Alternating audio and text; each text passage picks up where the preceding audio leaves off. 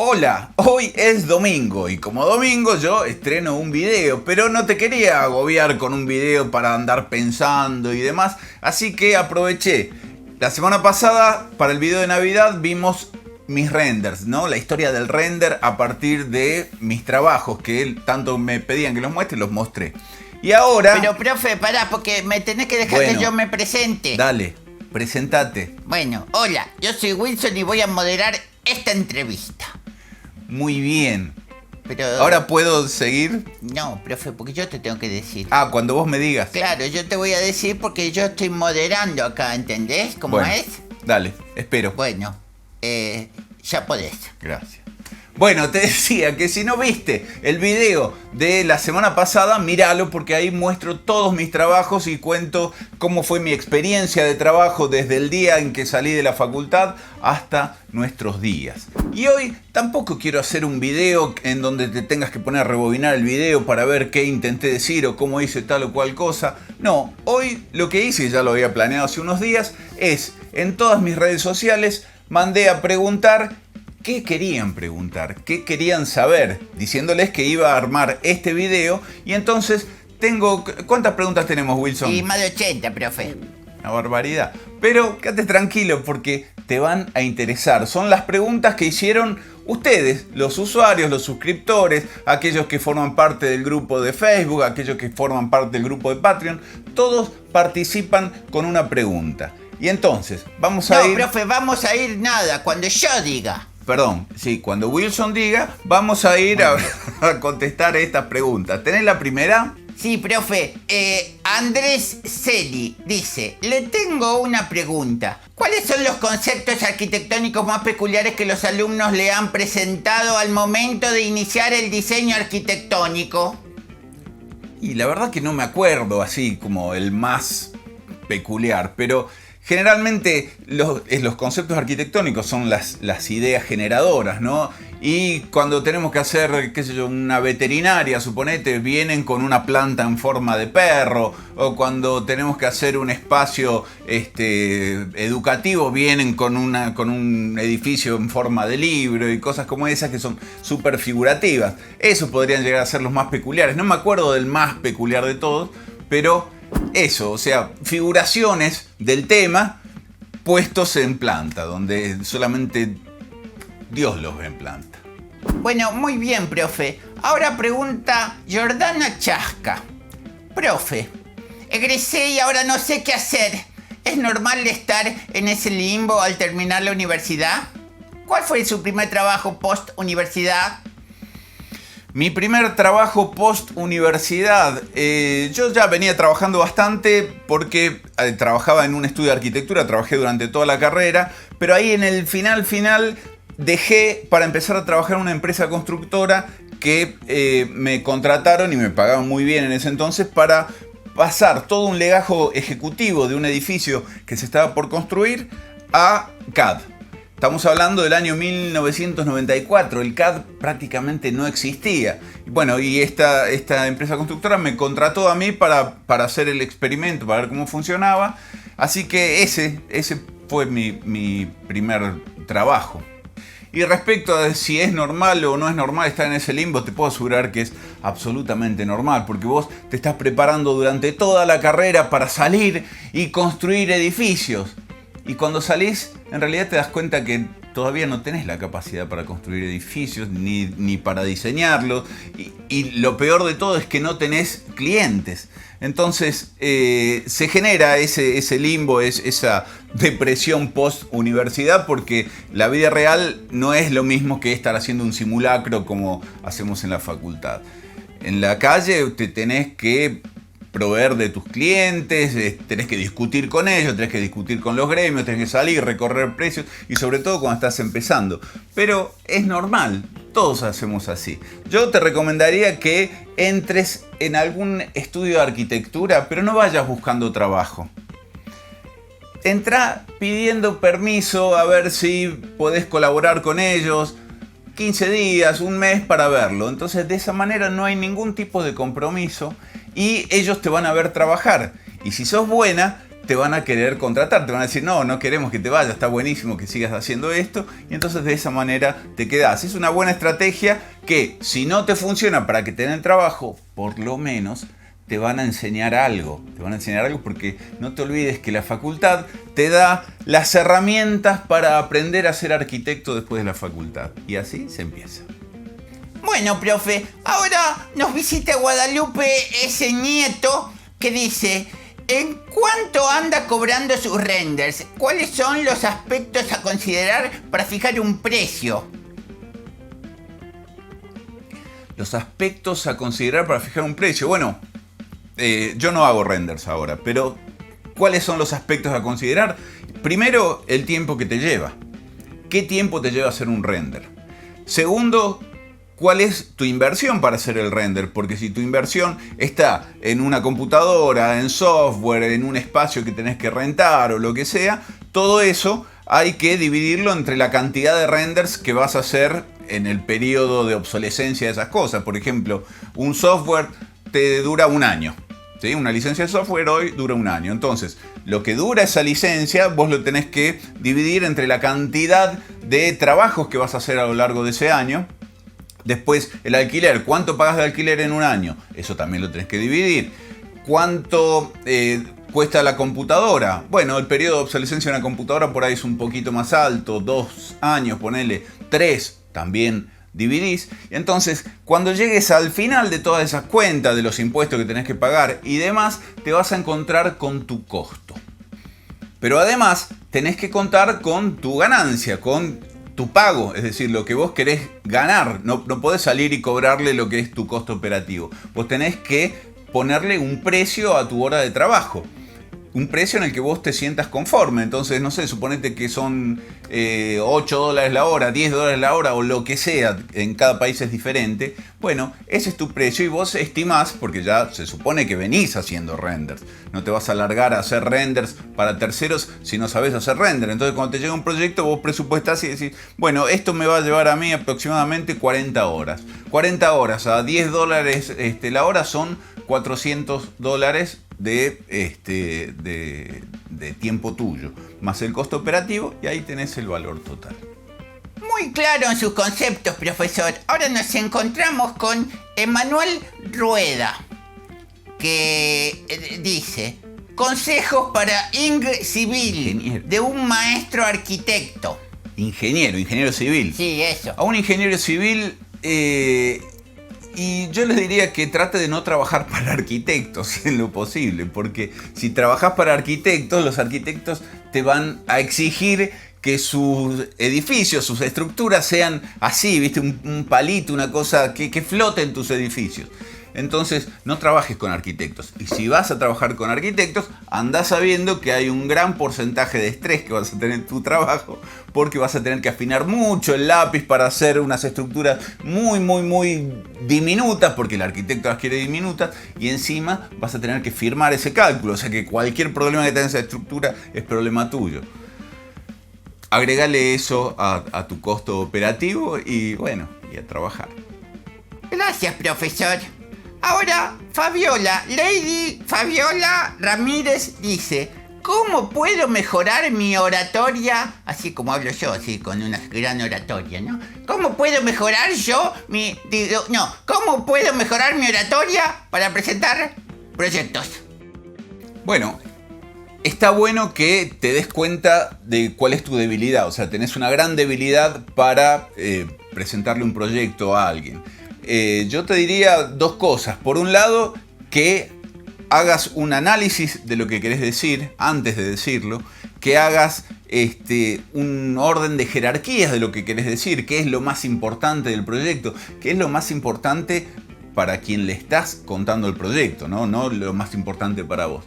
Y después hay cursos de oratoria que están buenos, que no son muy caros. O busca en YouTube que vas a encontrar consejos de oradores para exponer tu trabajo. Pero te puedo asegurar que la improvisación es el mayor enemigo de los malos oradores. Entonces, bueno, vas a tener que planificar muy bien lo que querés decir. Bueno, gracias, profesor. Ahora, Diego Hernández nos pregunta: ¿Piensa que va a cambiar la arquitectura después de la pandemia? ¿Y cómo? Bueno, que va a cambiar, seguro que va a cambiar. Lo que no sé decirte es cómo va a cambiar. No soy futurólogo. Pero todo esto que hemos aprendido ahora y ante una posible pandemia en el futuro, la arquitectura tiene que responder a la sociedad como todas las otras actividades, ¿no? Todos tienen que responder a la sociedad de una u de otra manera para responder a una eventual pandemia o inclusive para no favorecer, el surgimiento de esa pandemia. Yo creo que todo va a ser visto y revisado muchas veces y la arquitectura también. Ahora, ¿cómo? No tengo idea, no lo sé, no te lo puedo decir, creo que nadie te lo puede decir. Bueno, muy bien, señor profesor. Ahora, Pablo Daniel Padrón dice: ¿qué cree que es más importante a la hora de desarrollar y materializar un proyecto? ¿El render hiperrealista como medio para venderse el proyecto? ¿Sabes qué, profe? Estoy incómodo en esta posición así de... Quiero ser Wilson, profe. Bueno, dale. Habla como Wilson, que anda fanfarroneando. Sí, tenés razón. Bueno, profe, mira, acá está que se llama Pablo Daniel, no me acuerdo cuánto, que dice que te pregunta: ¿qué cree que es más importante a la hora de desarrollar y materializar un proyecto? ¿El render hiperrealista como medio para venderse el proyecto o la idea desde sus cimientos? Este ya sabe la respuesta, te lo está preguntando para que vos le digas. Se la contesto yo. No, las preguntas las contesto yo. O sea, si él pregunta entre el render hiperrealista y la idea, ¿qué es más importante? Bueno, obviamente para nosotros es más importante la idea, el concepto, el desarrollo, la obra, el proyecto. Para el cliente no siempre eso es lo más importante en el momento de abordarlo, ¿no? Para ellos probablemente sea mucho más importante el render. Quieren el render para repartirlo, para mostrarle a sus amigos, para ponerlo de historia en el Instagram, para salir a mostrar lo que van a hacer. Después ya sabemos que los edificios no quedan como el render, en algunos casos sí, pero ya a esa altura nadie se acuerda de los renders. Para nosotros, profesores, lo más importante es revisar tu idea, el concepto, el desarrollo que le has dado a tu proyecto. El cliente es otra cosa. Vos sabrás, digamos, cómo es tu cliente y generalmente sabemos que se los conquista con circo y con brillitos y demás. Bueno, mira, profe, acá Leonardo Tapia hace una pregunta que vos ya la contestaste. Dice: ¿qué lo inspiró a hacer su canal? Un día se levantó y dijo: ayudaré a otros estudiantes. ¿O qué fue lo que cambió en su día a día?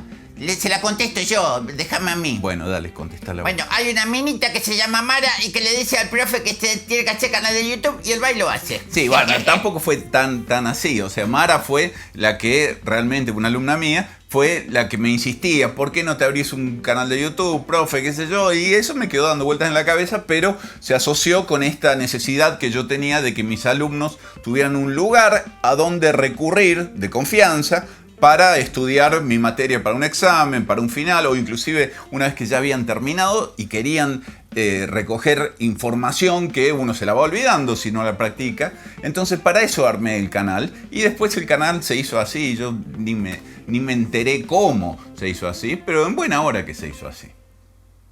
Así vos también lo estás disfrutando ahora, te sirve. Bueno, acá Texo Lira te pregunta: ¿cuál es la obra que más te gusta y por qué? La obra que más me gusta. Hay dos obras que a lo largo de mi carrera me fascinaron, pero hay muchísimas obras que me gustan, obviamente. Pero yendo a los clásicos, la Casa Curuchet fue una casa así que me pegó fuerte en el pecho cuando la vi por primera vez, que la fui a visitar sin saber lo que me iba a encontrar. No había averiguado nada, me llevó un amigo mío que estudiaba arquitectura. Y yo también estudié arquitectura, pero no había oído hablar de la Casa Curuchet. No sabía que había una casa diseñada por Le Corbusier, construida en Argentina. Pero por otro lado, una obra que siempre me cautivó fue el Palacio de los Hilanderos, también de Le Corbusier, pero ese en la India, en Ahmedabad está. Que... no sé, o sea, yo vi las fachadas de ese edificio, vi las plantas que no tenían nada que ver una cosa con la otra y dije: wow, me gustó, era impredecible, vos veías los cortes y también es un edificio hermoso. Así que en cuanto tuve la oportunidad, fui a la India especialmente para visitar la obra de Le Corbusier y la obra de Louis Kahn, y fui a visitar este edificio. Y no me defraudó en lo más mínimo, más allá de que es un edificio de la década del 50, que estaba venido a menos y demás, pero muy, muy buen envejecimiento y yo feliz de haberle sacado todas estas fotos que te mostré ahora, las saqué yo mismo en Ahmedabad. Bueno, acá Daniel te pregunta, ¿es consciente de la cantidad de futuros arquitectos que puede forjar? Si ha conseguido tremenda influencia con temática en visualización arquitectónica, hay que imaginarnos qué lograría con otras temáticas dentro de la arquitectura. ¿Habrá algún cambio en el canal? Sí, indudablemente que va a haber cambios en el canal, no por esto que dice Daniel, pero uno a medida que va desarrollando el canal surgen nuevas ideas que se empiezan a abrir caminos paralelos. Bueno, vamos a tratar de reunir todo eso en el canal. Yo la verdad que, respondiéndole a Daniel, nunca me hubiese imaginado y ni siquiera soy consciente en este momento de la cantidad de personas que me siguen, más allá de que por los números es una barbaridad, estamos por llegar a los 200.000 suscriptores, pero al margen yo creo que todavía no soy consciente. Me alegra mucho por un lado, pero por otro lado es una gran responsabilidad porque esto que dice Daniel de ser un influencer, entre comillas, no me gusta la palabra, pero de poder influenciar de alguna manera a las masas, en este caso a los estudiantes de arquitectura, es un peligro. O sea, es un peligro. Yo lo tomo con mucha responsabilidad. No sé, porque no soy el único que tiene esta influencia sobre todos ustedes. No sé cómo lo tomarán los otros. Conozco a algunos y sé que son bastante responsables, pero es peligroso. Es peligroso. Yo, insisto, lo hago con muchísima cautela. Cada vez que voy a decir algo lo pienso. O sea, no quiero que quede algo a medio decir que vos lo puedas interpretar de otra manera, por ejemplo. Bueno, Tomás Esquisato tiene dos preguntas, profe. ¿Lo dejamos? Porque la primera dice, ¿usted diseñaría una vivienda para usted mismo? Sí, más vale que sí. Más vale que sí, con todos los riesgos que implica diseñar una vivienda para uno mismo. De hecho, he diseñado mi primer vivienda, la diseñé yo, no esta en la que vivo ahora. Pero es un peligro. César Pelli dice que es terrible diseñar tu propia vivienda porque estás condenado a convivir con tus errores por el resto de los días que al menos vivas en esa casa. ¿Entendés? Y es cierto, porque el proyecto es un organismo que nunca para de crecer hasta el momento en el que se le cercena su posibilidad de crecer y se construye. A partir de ese momento ya quedan cosas que vos la ves y decís, ¡ay, esa puerta tendría que haber hecho 10 centímetros más alta! Y cosas por el estilo.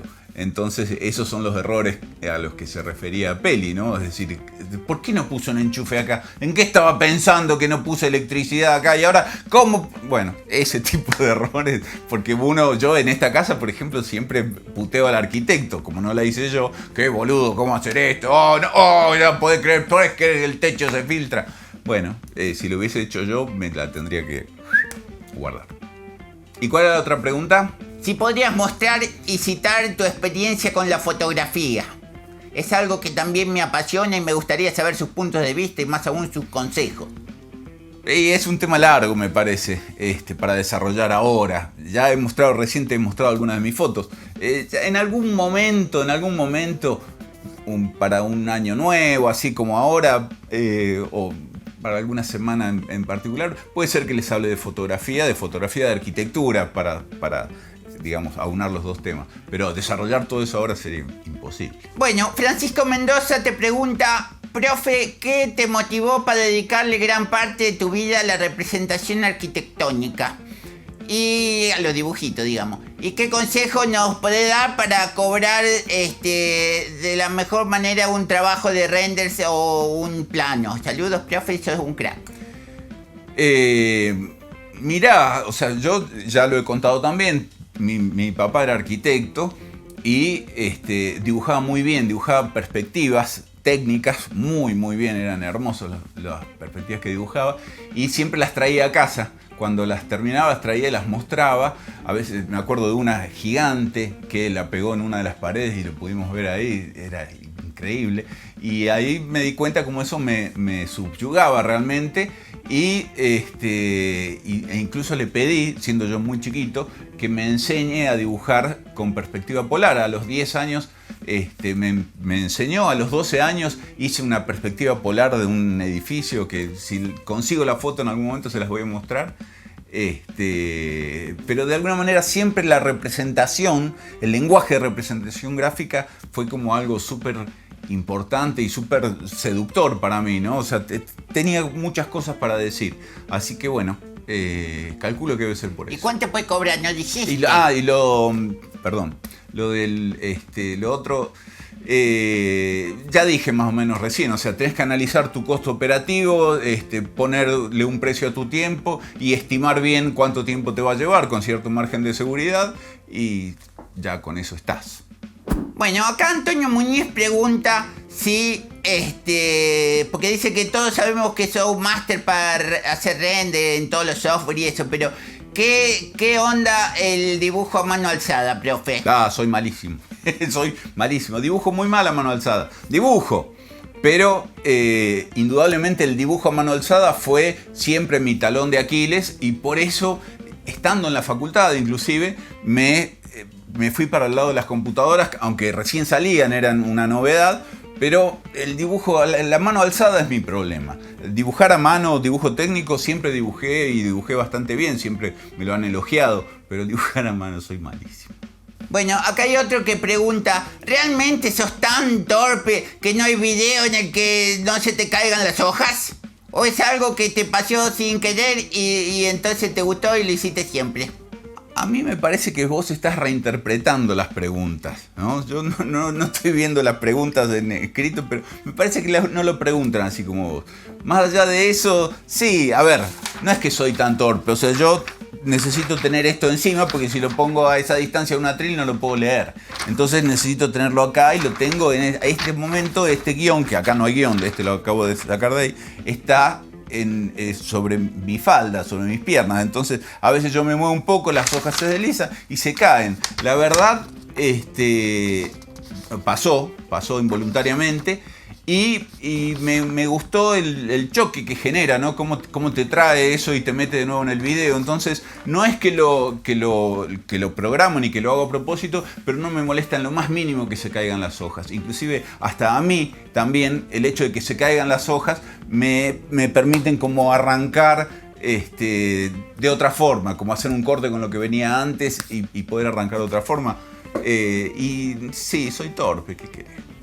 Bueno, acá Cristian Pazmiño te pregunta, ¿qué temas relacionados a la arquitectura recomendarías aprender o profundizar de manera autodidacta? Cosas que normalmente uno no aprende en la universidad y necesita en la vida como profesional. ¿Sabes qué pasa? ¿Cómo se llamaba? Cristian, profe.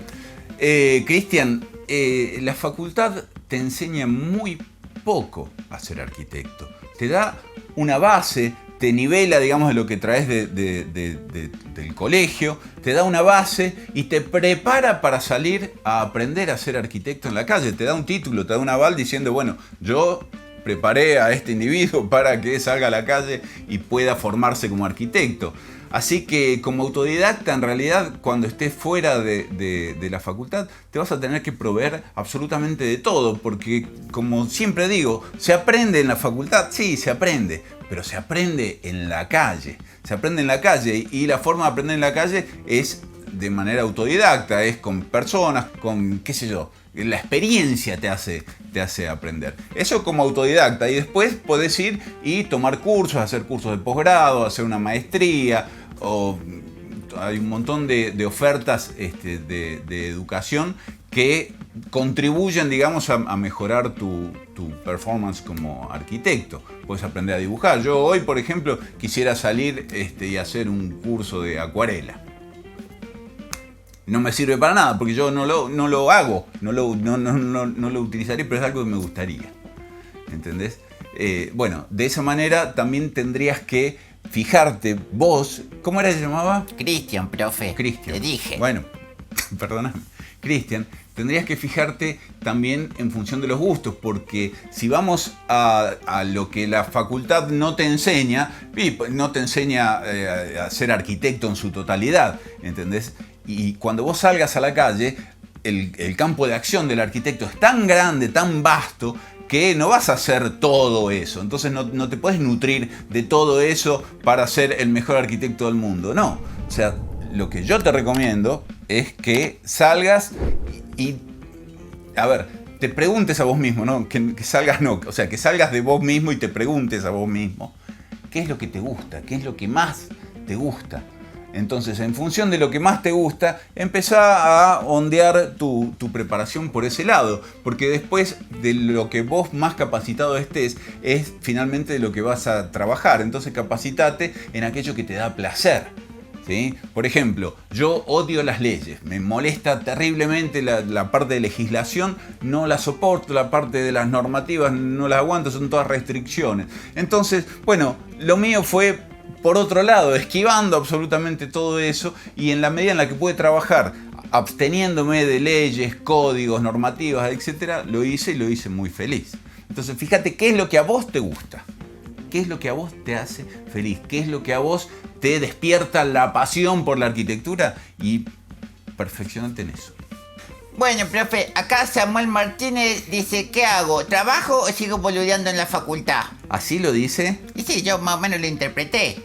Sí, me parece que lo dice con otras palabras, ya me voy a fijar. Pero entre estudiar y trabajar, yo te diría, estudia, formate lo más que puedas, porque no estás perdiendo tiempo, estás invirtiendo tiempo en lo que vos hacés, ¿entendés? El día de mañana le vas a poder sacar mucho rédito a eso. Le vas a poder sacar mucho rédito a eso. Si tenés la posibilidad de seguir estudiando, y seguí estudiando, ¿viste? Hay gente que no puede elegir, lamentablemente. Hay gente que necesita trabajar para traer dinero a la casa, a la familia, para ayudar a los padres, lo que sea, y muchas veces el trabajo le impide hacer la carrera de arquitectura en el tiempo que la quiere hacer y demás. Pero si vos tenés la posibilidad, ni lo dudes, ni lo dudes. Ponete a estudiar. Bueno, profe, acá este muchacho que se llama Altafini Bustillos Grigoletto dice, Arqui, tengo un problema, estoy dejando en el layout las láminas, pero al acercar la... No, esta es una pregunta de... Creo que no, profe. ¿Vos qué decís? Sí, ese es Altafini, es del grupo de Patreon. Que estás con problemas para imprimir, Altafini, mirate el video de imprimir en AutoCAD, ¿sí? Y si tenés algún problemita en una línea que no te sale del grosor que vos querés, bueno, hay dos elementos que manejan los grosores de línea. Una, la propiedad de grosor de línea que tiene la misma línea.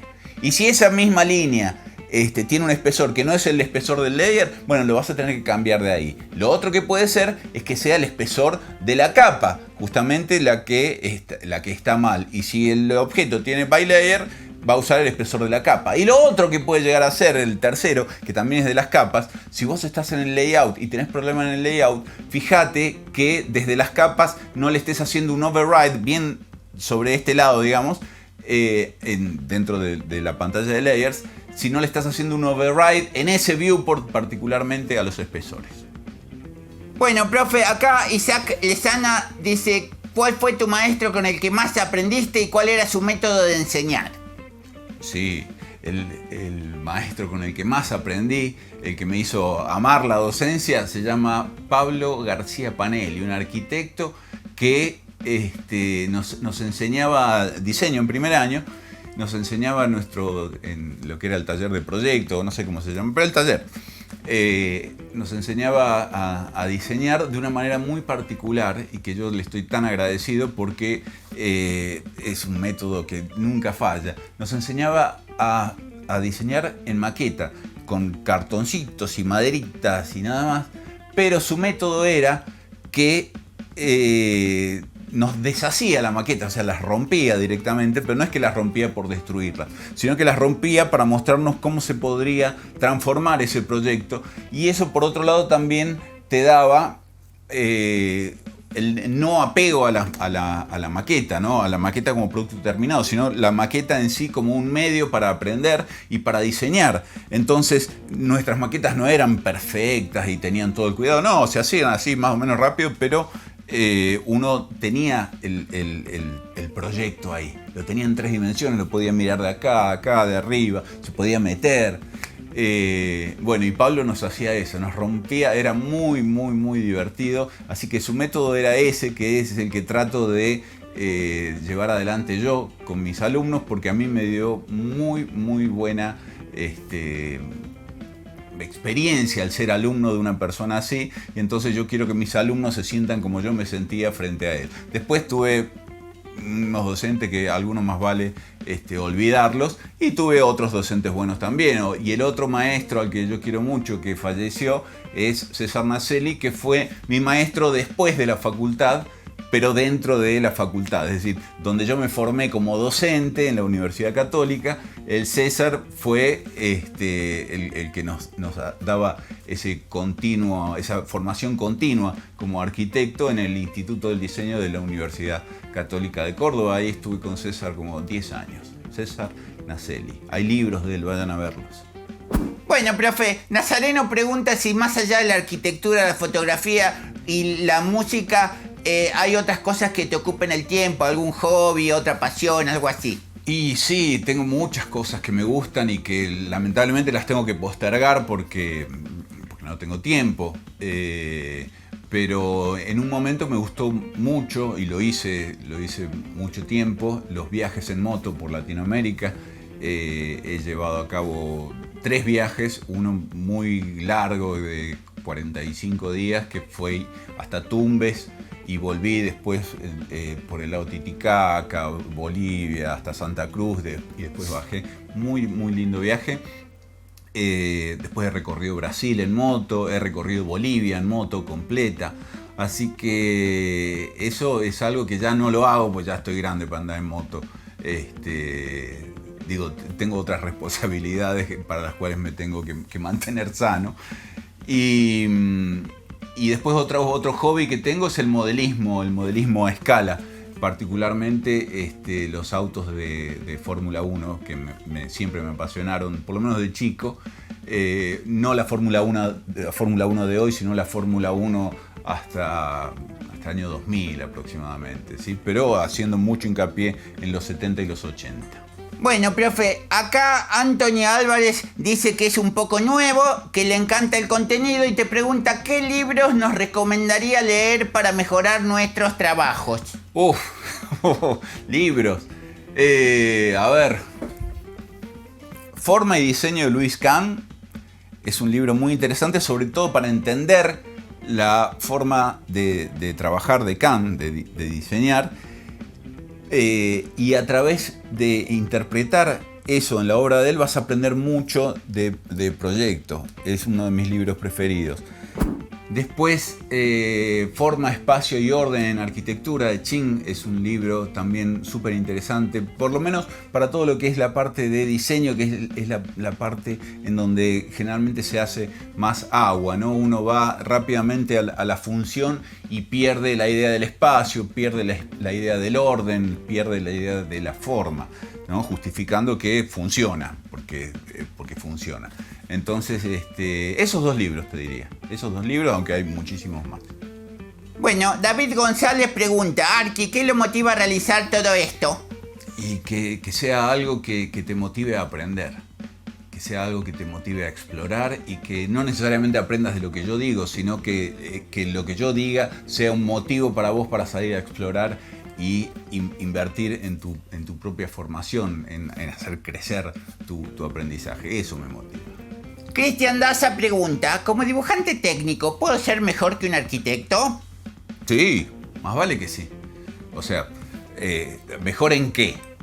Porque podés ser mejor jugando al fútbol que un arquitecto, podés ser mejor pintando un cuadro que un arquitecto. Y habría que definir cuál arquitecto, porque hay arquitectos que están acá y arquitectos que están acá.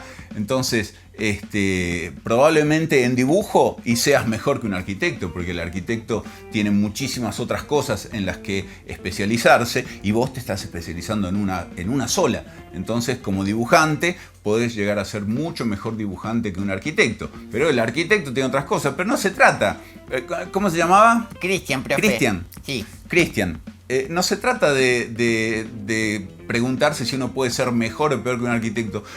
Probablemente lo digas porque te sentís disminuido, porque tu carrera dura 2 años o 3 años menos que la de un arquitecto. No importa, eso me nefrega. Chupa un huevo. O sea, vos salí y hacé lo tuyo de la mejor manera. De esa forma, poniéndole tu pasión en lo que vos hacés, vas a ser mejor que cualquiera y no va a hacer falta que se lo refriegues en la cara a nadie. Andá feliz y contento con lo que vos sos. Eso. Bueno, acá Marco López pregunta, profe, Wilson, que soy yo, ¿es una persona real y hace esa voz? Espera, ¿vos qué te parece, Marco López? ¿Que yo soy qué? ¿Que no soy una persona real? ¿Qué te pensás, que soy una pelota de voleibol? Contestame, no. Marco López. No seas así con la gente. Me lastima, profe. Bueno, y la gente quiere saber si sos real o no. Yo que te veo, para mí sos real. Ah, vos me ves, ellos no me ven. Y es que ellos no te ven. ¿Y no me escuchan acaso? Sí, te escuchan. ¿Y entonces por qué no creen que soy una persona? Bueno, Wilson, olvídate. Vamos con la próxima pregunta, dale. Bueno, no me gustó la pregunta de Marcos López. Pero acá viene el hermano seguramente, Samuel López, que pregunta... Soy estudiante... No pregunta, dice. Soy estudiante de Ingeniería Civil y me gustaría realizar modelos 3D por puro gusto y gana para realizar engregas. ¿Qué serán las engregas? Debe ser entregas muy bien presentables. ¿Con qué software empiezo? ¿Cómo me recomienda empezar en este mundo inmenso de diseño 3D? Te lo digo yo, Samuel López. Empezá por SketchUp. El profe te va a decir eso. Sí, exacto. Empezá por SketchUp. SketchUp es la puerta al mundo del 3D. A partir de ahí te podés ir a varios otros software, pero el 3D lo vas a tener bien aprehendido. Bueno, Jonathan Chipe pregunta, ¿cuál es su arquitecto referente? ¿En la actualidad o en sus épocas de estudiante? Mi arquitecto referente, así el top, super top, es Louis Kahn. Ya siempre lo digo. Y debajo de Louis Kahn vienen... picando cerquita, Renzo Piano, Angelo Bucci, Le Corbusier, obviamente, Le Corbusier me gusta. Bueno, hay un montón de ahí para abajo, ¿no? Pero el top para mí es Louis Kahn. Bueno, profe, Edgar Darío pregunta si se pueden realizar cómputos en AutoCAD vinculando los planos con planillas. ¿Se puede? Se puede. No está preparado para eso específicamente el AutoCAD, pero se puede.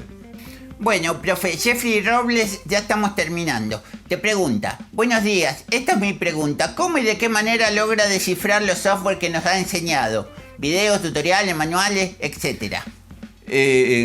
Cuando ya viste muchos software a lo largo de tu vida, te das cuenta que en realidad todos tienen como el mismo principio. Entonces vos ya sabés qué esperar de cada software. Y simplemente vas a buscar cómo se hace eso. A su vez en el camino te encontrás con otras cosas, pero ya tenés una gran parte del camino llano, digamos, porque ya tenés la experiencia previa de otro software, entonces no hay nada que te sorprenda demasiado, ya sabés lo que vas a buscar ese software. Yo los aprendo de esa manera, los investigo. Los investigo en el software mismo, porque ya sé, qué sé yo, cuando yo abro Enscape, suponete, ya sé con qué me voy a encontrar. Después hay ciertas cosas que sí, en una de esas las busco en YouTube. Muchas veces miro reviews de otros youtubers acerca de software que en una de esas yo no conozco, y en base a eso también me armo un panorama mental de lo que voy a encontrar dentro del software, y después, bueno, lo encontrás y lo aprendés. Pero esa experiencia, cuanto más software conozcas, más fácil te va a resultar aprender un software nuevo. Bueno, profe, Raúl Aguilar Burgos pregunta si es rentable como arquitecto trabajar solamente de ArcGIS, modelado y renderizado. Sí, absolutamente sí. Es decir, si sos bueno haciendo eso, sí. Ahora, si no sos bueno en eso, y la gente busca calidad en esas cosas, ¿no? O sea, por ahí en el primer render que contrata no se da cuenta que hay determinadas otras cosas detrás de un render y lo podés convencer si no sos muy bueno haciendo renders. Pero si sos bueno y te especializás, podés vivir tranquilamente nada más que de eso. Kevin Emilio Cruz pregunta si podrías dar consejos para todos esos egresados que han terminado ya la carrera y se están integrando al ámbito laboral. Lo que siempre digo, ustedes no son 100% arquitectos, son un 5% arquitectos.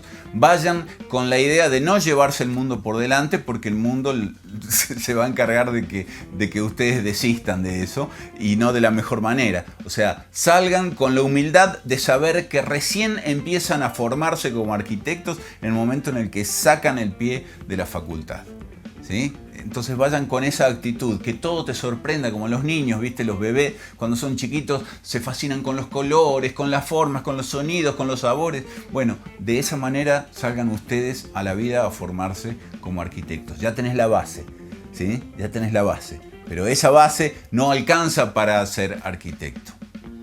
A otro que preguntó hace poquito también le dije que eventualmente, si no consigue trabajo, que no se desespere, que vaya y que se ofrezca a trabajar de forma gratuita por un mes a un estudio de arquitectura. Lo que vas a aprender de esa manera no tiene nombre, y después eso te va a resultar como antecedente y te va a resultar más fácil después conseguir trabajo.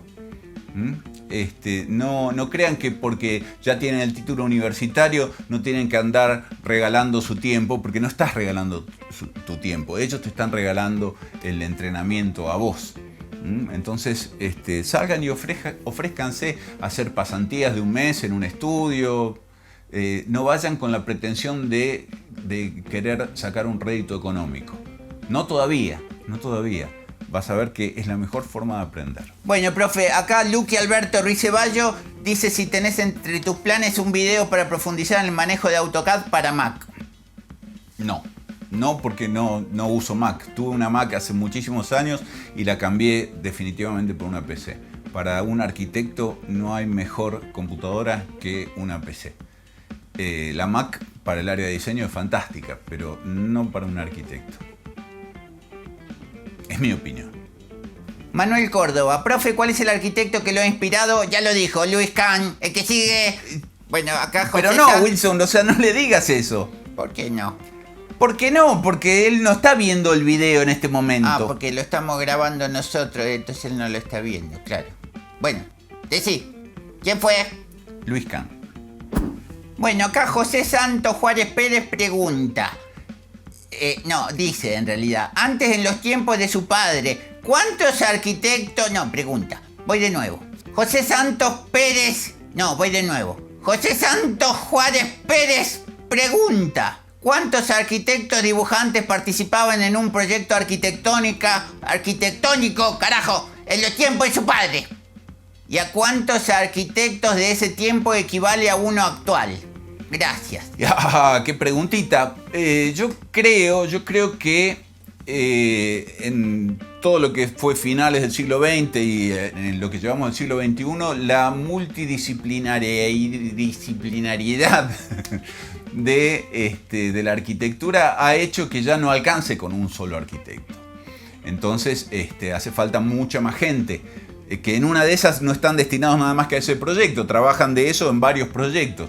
En los tiempos de mi papá, yo era muy chico como para andar evaluando eso, pero te puedo asegurar que mi papá llevaba 7 edificios en construcción a la vez y trabajaba él solo, y él solo hacía todos los planos, y él tenía un método y una organización que lo hacía altamente eficiente. 7 edificios en simultáneo, e iba a ver los 7 edificios a la mañana, y a la tarde venía al estudio, y en el estudio dibujaba, y era él solito y yo. Bueno, acá Reina Rayo te pregunta ¿qué consejo le darías a un estudiante de arquitectura que dibuja como la mierda, a mano alzada, teniendo presente comentarios que dicen... profe. Que dicen que el mejor arquitecto es el que realiza sus conceptos a mano alzada. Mira, para mí es un mito. Lo digo yo, que dibujando a mano alzada soy pésimo. Para mí el mejor arquitecto no es el que sabe dibujar a mano alzada. Para mí el mejor arquitecto es el que puede imaginar su proyecto tridimensionalmente y lo puede representar a mano alzada o lo puede representar de otra manera. O sea, yo pienso tridimensionalmente, yo imagino, en mi cabeza mi edificio está dando vuelta. De ahí a que yo no lo pueda dibujar a mano alzada, pero sí te lo pueda recrear a través de inclusive ya plantas vistas de corte, es decir, decodificado en 2 dimensiones, o que te lo pueda dibujar en menos de 10 minutos en SketchUp, digamos, me hace dudar esa afirmación de que los arquitectos buenos son los que pueden dibujar sus proyectos a mano alzada. Eso seguramente es un mito que nació de los arquitectos viejos, que lo único que saben es dibujar a mano alzada y lo pones delante de una computadora y no pueden hacer nada. Yo conozco varios de esos que son muy buenos dibujantes, pero ya te sacás el sombrero y le restan importancia a las computadoras, ¿no? ¿Por qué le restan importancia a las computadoras? Porque ellos no las saben manejar. Así que quédate más que tranquila, que podés tranquilamente, digamos, pasar por alto esa merma, que de todas maneras, si sos estudiante, podés practicar, no está de más saber dibujar a mano alzada. Y ya sabés cuál es tu talón de Aquiles, así que anda por el otro lado. O entrenate para que ese no sea tu talón de Aquiles. Pero te puedo asegurar que eso que dijiste es un mito. Bueno, profe, vamos apurándonos porque es tarde. Profe, dice Luis, ¿usted diseñó su casa? Sí, diseñé mi casa, no esta en la que vivo ahora, pero sí diseñé la casa anterior. Freddy Telles Alvarado pregunta, ¿qué lo motivó a estudiar arquitectura y sobre todo qué lo llevó a ser maestro? Bueno, mira Freddy, te la hago muy pero muy cortita. ¿Por qué arquitecto? Por mi papá. Mi papá era arquitecto, yo lo veía a él, quería ser como él. ¿Qué vas a ser cuando seas grande? Arquitecto. Y después fui arquitecto y me encantó serlo, ¿no? O sea, hoy lo volvería a elegir. ¿Y por qué maestro? Me gusta mucho la docencia, me gusta mucho poder, digamos, generar en el otro la necesidad de salir a explorar y aprender, ¿no? O sea, en una de esas no aprendes directamente de lo dije hace un rato, no aprendes de lo que yo digo, pero lo que yo digo te motiva para salir a aprender y buscar afuera, sabiendo que hay mucho más. Eso por un lado. Y por otro lado, el aprendizaje, que para mí es algo fundamental en mí, o sea, yo quiero aprender. Un día que no aprendo es un día que no vivo. Entonces, yo sé que el hecho de enseñar favorece mucho el propio aprendizaje. Fijás más los conocimientos que enseñás cuando los enseñás. Así que bueno, ahí tenés un montón de motivos por los cuales decidí ser, no diría maestro, ser docente. Acá Lester Vivenes pregunta, profe, ¿crees que en el mundo hay personas que nacen para ser arquitecto aunque no estudien la profesión? Y si es así, ¿se merecen respeto por sus obras? Yo diría que sí, todo el mundo se merece respeto por sus obras. Después, si vos enmarcás esa obra en la pintura, en la arquitectura, en la fotografía, en lo que sea, yo conozco muchos, bueno, en la historia te han demostrado que hay un montón de arquitectos que no son arquitectos o que no fueron arquitectos. Le Corbusier, empezando por ahí. Así que, o sea, yo me imagino más o menos, ¿cómo es que se llama? Lester, profe. Lester. Sí. Me imagino por dónde viene la pregunta. Debe ser o debe conocer a alguien que no es arquitecto, pero que ejerce la profesión de alguna manera y siente orgullo por sus trabajos. Yo te diría que lo mismo que hace poquito preguntó uno acerca de si un dibujante podía ser mejor que un arquitecto. Y acá estás preguntando más o menos lo mismo, si un no arquitecto puede ser mejor que un arquitecto. Insisto, dentro de toda la matrícula de arquitectos que hay arquitectos de la más baja calaña hasta la más alta. Y eso da lugar a que gente de afuera, que no necesariamente sea arquitecto, tenga conocimientos para diseñar o tenga conocimientos por ser autodidacta mucho mayores que los de un arquitecto de la más baja calaña, digamos, ¿no? Pero no te olvides que el arquitecto tiene una ventaja, que es que fue a una facultad de arquitectura y que entonces salió preparado para aprender y recibir un montón de cosas. En una de esas, vos como no arquitecto, trabajando de arquitecto, hay un montón de cosas que las estás pasando por alto y no las estás viendo. ¿sí? Insisto con lo que dije, todo el mundo tiene derecho a ser respetado por su obra. Ay, profe, qué buena están todas estas preguntas. Escucha, mira, Borja Caballero pregunta, nada que ver, pero veo en su pantalla Spotify. ¿Qué música escucha para crear, trabajar? Escucho un montón de música. Spinetta me gusta muchísimo, Luis Alberto Spinetta. Y a veces en tiempos de producción, así, cuando estás muy acelerado, con mucho estrés, favorezco todavía ese estrés y esa vorágine así por trabajar, escuchando Rush. Pero no es lo único que escucho un montón de otras cosas. Bueno, acá Lextor pregunta, profe, ¿puede hacer video de Photoshop desde cero, pero dirigido para arquitectura? PLS. Please, por favor, está pidiendo.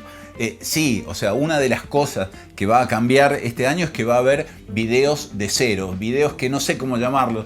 Puede llamarse introducción al Photoshop para arquitectos, puede llamarse primeros pasos en Photoshop para arquitectos, puede llamarse Photoshop desde cero, no sé. Pero eso es algo que viene, no solamente en Photoshop, viene AutoCAD, en breve, muy en breve viene AutoCAD, SketchUp, Photoshop, Revit, todos los software que usan los arquitectos explicados desde cero, para aquellas personas que recién se están iniciando en este mundo de la arquitectura. Profe, Denis Torres García pregunta si cuando abran las universidades vas a ir a la FADU a dar alguna charla. Me encantaría, si me invitan yo voy con mucho gusto a la FADU, que fue la facultad donde yo me formé. Hay muchos que me preguntan hoy en qué cátedra estoy de la FADU. No, no estoy. O sea, cuando el arquitecto pone fulano de tal, arquitecto, a continuación pone qué universidad lo graduó como arquitecto. ¿Entendés? Entonces por eso yo pongo FADU UBA después de arquitecto, porque yo me recibí en la FADU, en la Universidad de Buenos Aires. Di clase en la Universidad de Buenos Aires, pero di clase allá en 94. Y ya después me vine a vivir a Córdoba y no di más clase en la Universidad de Buenos Aires. Así que para los que me preguntan, profe, ¿en qué cátedra estás en la UBA? No estoy en ninguna cátedra. Pero sí, me encantaría ir. Si me invitan, yo voy. Adoro la FADU, me encanta. Bueno, Eric Rodríguez pregunta si vas a sacar TikTok el año que viene. Ya tengo TikTok, no lo uso, no lo entiendo, pero ya tengo. Bueno, Danilo Vargas Troncoso pregunta, ¿3D Max o SketchUp para tercer año de la Facultad de Arquitectura? SketchUp, sin duda. 3 Studio Max no es para estudiar arquitectura. SketchUp. Shirley Manrique Peláez dice, mi pregunta es si en el caso su alumna de la universidad, Mara creo que debe estar diciendo, no le hubiera dicho para que abra su canal y su página, ¿usted lo hubiera hecho de todos modos o se hubiera quedado como un docente y arquitecto nada más? Nada más, ¿te parece poco? Docente y arquitecto. Yo creo que sí, que lo hubiese hecho a la larga, pero como lo hago ahora, como un docente y arquitecto, es decir, no me da más prestigio estar en YouTube. O sea, yo sigo siendo un docente y un arquitecto. Lo hubiese abierto, seguramente lo hubiese abierto, sí. Sí, porque Mara en realidad estuvo nada más que perforándome el cerebro para que lo haga, pero ella fue la que me dio la idea, pero me hubiese venido la idea de algún otro lado. Pero gracias a Dios le tocó a Mara, entonces Mara puede tener el orgullo de decir, yo fui la que le dije al profe que haga su canal. Alex Espejo pregunta, ¿ya conoce a Cota Paredes? Usted dijo que le parecía peligrosa, lo pone en mayúscula, toda la información que se ofrecía por internet. ¿Cree que Cota Paredes hace bien al dictar tantos cursos y entre comillas pone que enriquecen a sus alumnos? O sea, sé quién es Cota Paredes, he tenido algún intercambio de mails con él y de comentarios en los videos. No he hablado nunca con él, no conozco en profundidad para decirte si eso puede llegar a ser peligroso, como decís vos, o no. Yo intuyo que el peligro está no en el contenido, sino en cómo uno autodidacta recibe y, digamos, valora ese contenido. En una de esas, no lo conozco, pero en una de esas lo de Cota Paredes es buenísimo, ¿sí? Yo no soy quien para juzgarlo. Obviamente que hay contenido de muy mala calidad, pero estimo que lo de Cota Paredes debe ser de muy buena calidad, si no, no tendría el éxito que tiene y la cantidad de seguidores que tiene y la cantidad de obras que tiene y demás.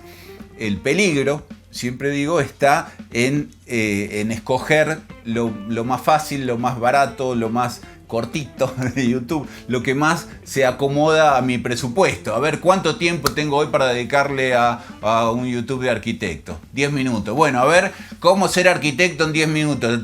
Eso es peligroso, ¿entendés? Eso es peligroso, y es peligroso haber visto ese video de cómo ser arquitecto en 10 minutos y salir a la calle diciendo soy arquitecto. Exagerando, pero ¿me entendés? Bueno, Diego Arrieta Calle pregunta, ¿por qué estudiar arquitectura? En mi caso, porque es lo que más me gusta. Yo hoy, si tuviera que volver a estudiar, estudiaría arquitectura. O sea, ¿por qué estudiar arquitectura? Si te apasiona, si vos sentís que te seduce mucho la arquitectura, estudiar arquitectura. Ahora, si estudias arquitectura porque en la facultad está lleno porque hay minita, profe. Está lleno de minitas. Si estudias arquitectura porque pensás que con eso te vas a llenar de dinero, entonces no estudies arquitectura, estudia otra cosa, porque en una de esas vas a andar con 20 mujeres, abrazado a 20 mujeres, con un montón de dinero, pero vas a ser un infeliz toda tu vida. ¿Entendés? Tenés que estudiar algo que te haga feliz, algo que disfrutes, porque de ahora en adelante, 8 horas al día, 5 días a la semana, te vas a dedicar a eso. Entonces, trata de que sea algo que te llene el alma. A mí arquitectura me llena el alma, por eso hoy estudiaría de nuevo arquitectura. Bueno, acá Carlos González tiene 3 preguntas para hacerte. Te largo la primera. Si no fuera arquitecto, ¿qué hubiera sido? Si no hubiera sido arquitecto, bueno, acabo de decir que sería arquitecto de nuevo, que lo volvería a elegir, pero yo creo que si no fuera arquitecto estaría en algo relacionado con el diseño gráfico, el diseño industrial. Y si no tuviera que ver con el diseño, algo relacionado con la historia, licenciado en historia, algo por el estilo. Arqueólogo, en una de esas, como Indiana Jones. Bueno, ¿y la segunda? Bueno, la segunda dice, ¿cuál ha sido su mayor tropiezo o problema como arquitecto? Bien, mi mayor tropiezo fue una vez que me caí por la escalera en una obra y me agarré de un caño, que teníamos la instalación eléctrica a la vista, me agarré de un caño que estaba electrificado, el caño, que bueno, en algún lado el electricista cometió un error y yo quedé pegado a ese caño, aparte de que me caí por la escalera y me separaron de un palazo que casi me fracturan el brazo, pero me salvaron. Ese fue mi mayor tropiezo y eso fue año 94, creo, 94. Era un local de moda que estábamos haciendo una refuncionalización de una casona vieja. Bueno, y la última pregunta dice, 5 libros de arquitectura que me recomendaría. 5 libros de arquitectura, bueno, ya te nombré 2. El de Arquitectura, Forma, Espacio, Orden de Ching, ese es uno, clavado. El de Luis Kahn, Forma y Diseño, ese es otro. Y te voy a dar 3 libros que son de acá, son locales de Argentina, pero que te pueden servir en cualquier parte del mundo. Uno es Charlas a Principiantes de Eduardo Sacriste. El otro te va a costar conseguirlo. Hay un PDF en internet de muy mala calidad, el PDF, pero vale la pena para el diseño, que se llama Euritmia Arquitectónica de Ángel T. Lo Celso. Y el otro libro es un libro sobre estructuras que se llama Intuición y Razonamiento en el Diseño Estructural de Daniel Moisset Despanés. Esos 5 libros me parece que son, y sobre todo estos últimos 3 que te di, que son de una bibliografía que no se maneja en toda Latinoamérica, pero son muy locales. El libro de estructura de Moisset Despanés es fantástico, sobre todo para aquellos que tienen problemas con la estructura, te hace ver la estructura desde otra óptica. Te digo, si hay docentes de estructura que fracasan enseñándoles de estructura a sus alumnos o sienten que es muy difícil que sus alumnos lo entiendan, este libro está en internet, se consigue el PDF. Búsquenlo porque se consigue, es magistral. Bueno, acá Luciana Neira te pregunta, ¿cómo es su pensamiento de cátedra? ¿Qué criterios toma en cuenta al momento de calificar a sus alumnos? Sí, criterio. O sea, el criterio mío como titular de cátedra es verificar, a la hora de calificar a un alumno, ¿no? Verificar que los contenidos estén residentes en el alumno, ¿no? Es decir, que el alumno tenga noción de los contenidos. El tema son los contenidos, es decir, ¿qué considero yo contenido? Yo considero contenido, por ejemplo, al hecho de que tengan noción, en este caso, ¿no? Hablando de las cotas en particular, de que tengan una noción de para qué se acota. Eso primero y fundamental. Si yo veo reflejado eso en una acotación, para mí el contenido está cumplido. Ahora, vos podés manejar muy bien el AutoCAD o el Revit o, no sé, el layout de SketchUp y me entregás una planta llena, repleta de cotas, en donde yo me doy cuenta a las claras de que acotaste por acotar, porque no tenés el fundamento. Entonces, bueno, eso me da la pauta para bajarte puntos en la calificación. Ni hablar de si me la entregas vacía y demás. Es decir, yo quiero que estos fundamentos de los que hablo estén presentes en el alumno que viene a rendir un examen, porque eso es algo que no te lo olvidas nunca. Vos te podés olvidar una fórmula, ¿no? La fórmula para calcular la flexión de una viga. Te la podés olvidar, ¿sí? Pero si vos tenés la noción y el fundamento de que en una viga el cordón superior trabaja a compresión y el cordón inferior trabaja a tracción, y te das cuenta por qué, por ejemplo, en un voladizo esto se invierte, o por qué hay lugares donde el momento flector es cero, ¿sí? Entonces eso para mí es, ya tenés lo importante con lo que salir a la calle y aprender todo lo que te falta de estructura. Pero si no tenés eso, difícilmente lo consigas afuera. ¿Explico? Bueno, profe, Daniel Acuña pregunta, ¿hay alguna desventaja en trabajar el layout de AutoCAD en 1 milímetro igual a una unidad de papel? Y la única desventaja es que trabajás a contramano de cómo trabaja todo el mundo, porque todo el mundo usa justamente el milímetro como unidad de medida en el layout. Entonces, si vos trabajás al revés, cuando le mandes esos planos a otras personas, puede llegar a generar un problema. El estándar es que 1 milímetro es igual a una unidad de dibujo en el paper space. O sea, está 1 a 1. Si vos lo haces 1000 veces más grande y lo pones en escala 1 en 1000, bueno, es una convención tuya, pero ese no es el estándar. Que lo hayas aprendido así y que funcione no significa que esté bien, ¿sí? ¿Tiene desventaja? Claro, esto, que todos hablan en inglés y vos hablas en chino. Esa es la desventaja. Bueno, Luis J. Alcántara pregunta, ¿el año próximo tendremos videos de ArchiCAD? No manejo ArchiCAD, así que no les puedo ponerme a enseñar ArchiCAD si yo no lo manejo. Fátima Jiménez pregunta, arquitecto, ¿algunos consejos para iniciar como arquitecto independiente? Lo acabo de decir. O sea, salí con el afán de aprender, no con el afán de llevarte el mundo por delante. Bueno, Enzo Soulé pregunta, ¿cada cuánto te afeitás, profe? No sé, cada 2 semanas, 3 semanas, un mes. A veces pasa más tiempo. Enzo Soulé pregunta, ¿cómo y por qué empezaste con la música? Es algo que vincula a algunos arquitectos y estudiantes. Sí, por imitación. O sea, mi mamá era profesora de piano, mi papá tocaba el piano, en casa siempre había música, entonces la música me entró en mí y quise estudiarla. La estudié de grande en realidad, porque la estudié en el año 2001. Ahí yo hice la carrera de composición, arreglos y producción, que fue cuando hubo una crisis muy grande, que hubo una bajada de trabajo muy grande y yo me podía tener el tiempo para estudiar, y ahí estudié. Y cuando entendí, digamos, lo que hay por detrás de la música, eso generó un cambio muy muy grande en mi forma de pensar. El libro que recomendé hace un ratito de Euritmia Arquitectónica de Ángel Lo Celso es ideal para este tema, porque él ahí hace una interpretación musical de la arquitectura. Es muy muy lindo libro. De hecho, yo hice un trabajo de investigación de muchos años acerca de las relaciones que hay entre la música y la arquitectura, y son realmente, para los que saben música, poder trasladar la música o, como dice este libro, poder interpretar la arquitectura desde el punto de vista de la música es fantástico.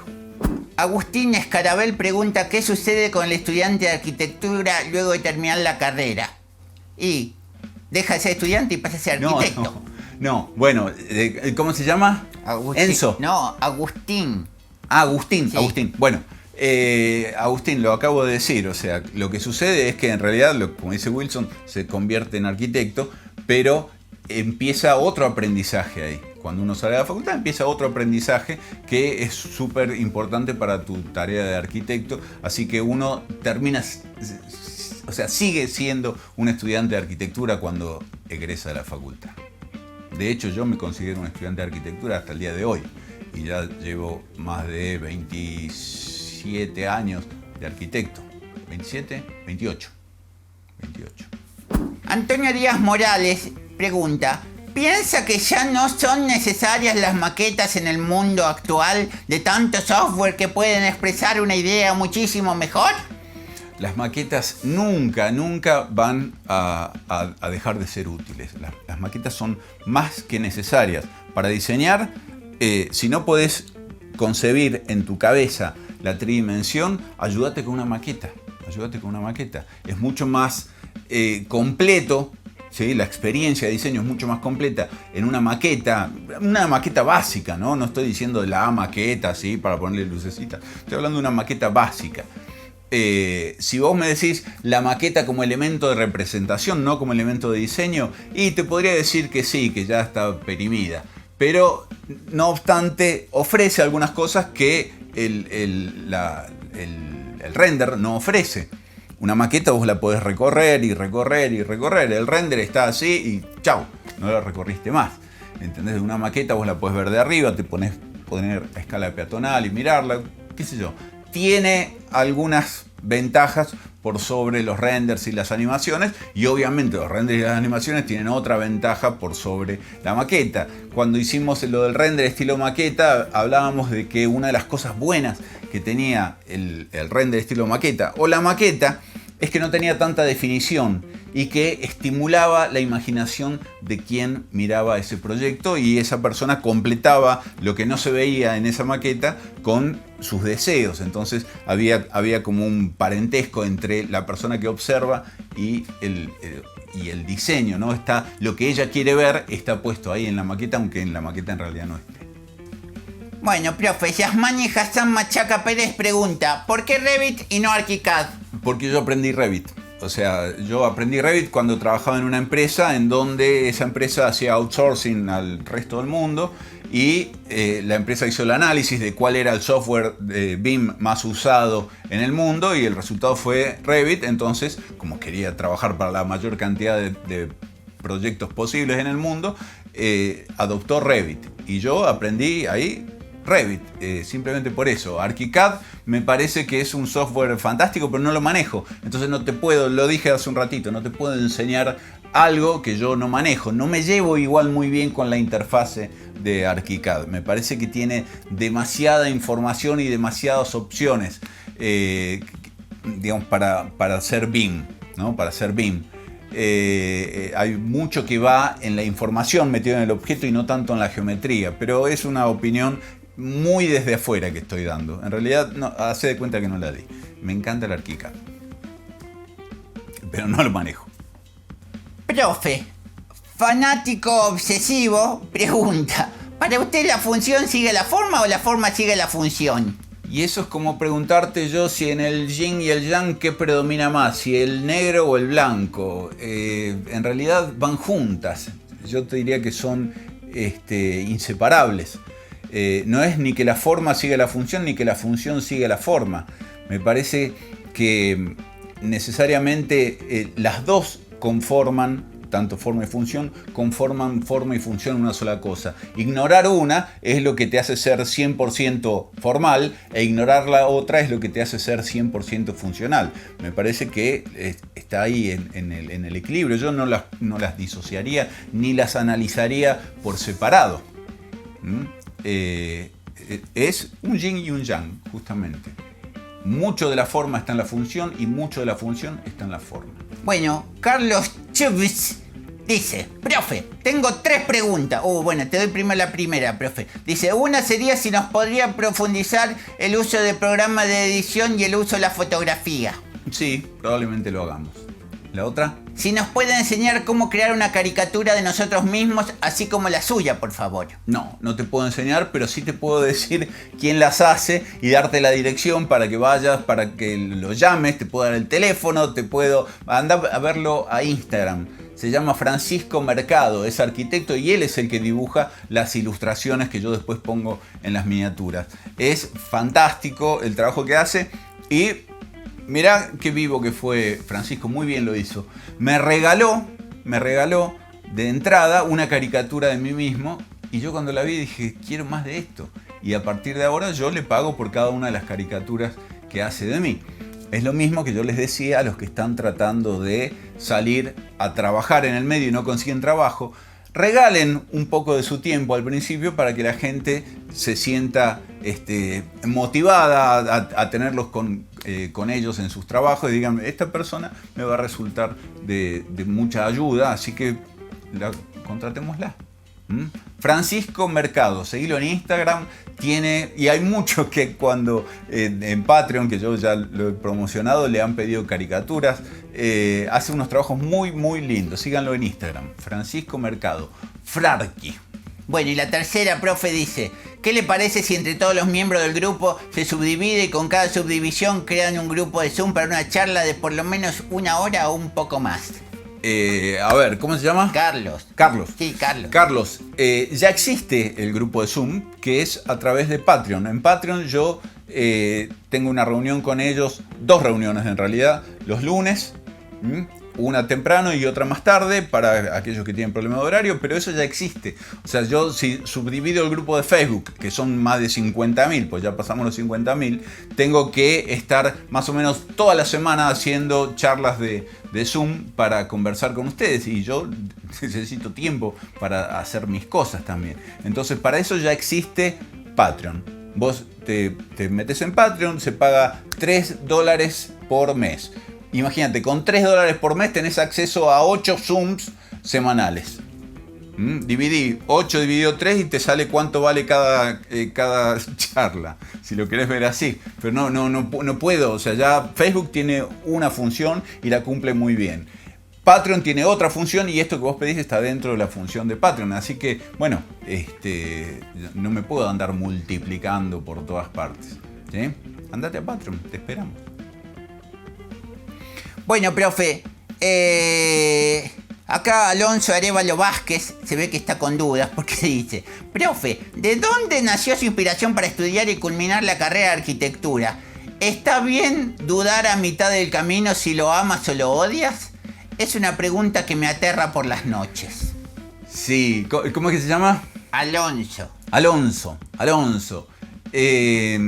Mirá, el hecho de poner en duda si lo amás o lo odias ya es una clave, o sea, en realidad lo amás, ¿sí? Te genera problemas por otro lado y sobre todo en la carrera, que uno a veces en la carrera de arquitectura se siente muy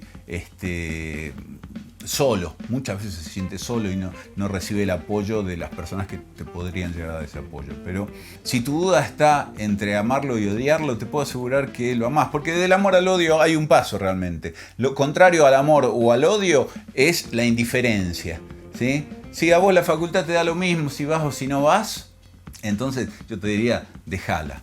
Pero si a vos te apasiona realmente la carrera y por momentos sentís que la odias a muerte, te puedo asegurar que vas por el muy buen camino. Es como una relación en la vida personal. O sea, vos con tu novia dudás de ese amor porque hay cosas que te sacan de quicio. No es que te resulte indiferente, ¿entendés? No es que te da lo mismo si viene o si no viene. A partir del momento en que te dé lo mismo si viene o si no viene, ahí yo te diría terminar esa relación y tratar de buscar otra, porque la pasión está acá arriba, entre el amor y el odio. Ahí está la pasión. Entonces es un muy buen dato que a vos la arquitectura te provoque amor y odio a la vez, porque están muy pegaditas. Vamos, tranquilo, no pasa nada. Bueno, acá Rodrigo Samayoa Candia pregunta, ¿cree usted que el día en que todos trabajen con BIM sucederá? ¿Está cerca? Yo creo que sí, no creo que esté cerca, pero que en algún momento va a suceder. Y después del BIM va a venir otra cosa mejor que el BIM, inclusive, ¿no? Pero yo creo que sí. Es una transición, este es un periodo de transición de donde mutamos de las viejas formas de trabajar en AutoCAD, que además encima trabajamos en AutoCAD como trabajamos antes en los tableros, ¿no? Hicimos ni siquiera una traducción, hicimos una traslación de cómo trabajábamos en el tablero a AutoCAD. Por eso muchas veces el AutoCAD resulta insuficiente o tardamos tanto en hacer las cosas en AutoCAD, porque simplemente porque hemos trasladado la forma en la que trabajábamos en los tableros al AutoCAD. Y eso no se puede hacer al BIM, porque vos no podés trasladar la forma en la que trabajás en AutoCAD al BIM, porque el BIM es un concepto totalmente distinto. Y al ser un concepto totalmente distinto va a llevar muchísimos años, una generación de arquitectos entera va a llevar hasta que se trabaje hasta que todos trabajen en BIM, ¿no? O sea, los arquitectos jóvenes tienen que pasar a ser los titulares de cátedra del mañana y para que eso se suceda, porque si no siempre va a haber alguien trabajando en AutoCAD. ¿Es el futuro? Es el futuro. ¿Es el único futuro? No sé. No obstante, hay mucha gente que trabaja a la vieja usanza y hasta que esa gente no haga toda su participación en el periodo de tiempo que tiene efectivo de su trabajo o se mude a BIM, bueno, va a seguir gente trabajando en AutoCAD. Cuando fue el paso del tablero al CAD también fue una transición de 10 años aproximadamente. Así que yo le estimo al BIM por lo menos 30 años hasta que se convierta en un estándar. Bueno, acá José Rafael Castro Guanipa pregunta, ¿hasta qué edad considera usted que se deba comenzar la carrera de arquitectura? No hay edad. No hay edad para aprender. Es cierto que el cerebro está mejor preparado para aprender cuando es joven, ¿no?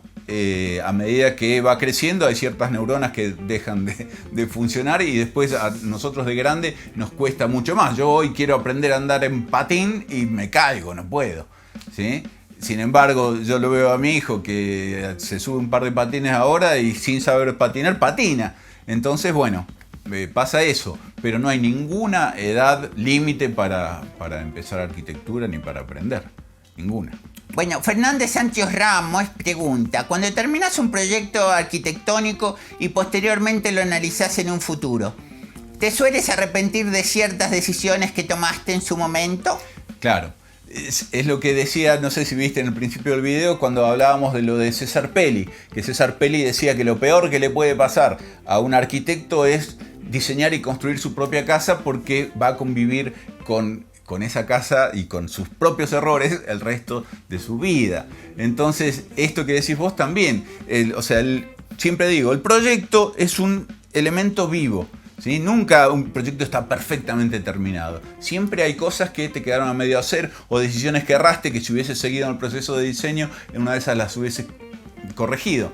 Pero una vez que vos terminás el proyecto y lo ves y decís, puta madre, tendría que haber hecho este aventanamiento de doble altura. Y bueno, y son cosas que es natural que pase.